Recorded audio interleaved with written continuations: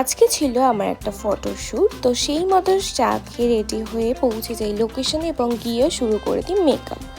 আজকে আমার মেকআপ করছে অর্পিতাদি, খুবই সুন্দর সাজায়, তোমরা চাইলে কন্ট্যাক্ট করতে পারো। অর্পিতাদির সাথে আমি আগেও কাজ করেছি। এটা বেসিক্যালি একটা ডিজাইনার স্টুডিওর ফটোশ্যুট ছিল, তো 2 থেকে আড়াই ঘন্টার মধ্যে রেডি হয়ে আমরা ফটোশ্যুট শুরুও করে দিই। সেদিনের ওয়েদারটা খুব ভালো থাকায় আমরা আউটডোরে শ্যুট করতে পারি এবং এই দিনের সমস্ত ফটো ভিডিও আমার ইনস্টাগ্রামে আপলোড হবে, তো গিয়ে চেক করে আসতে পারো।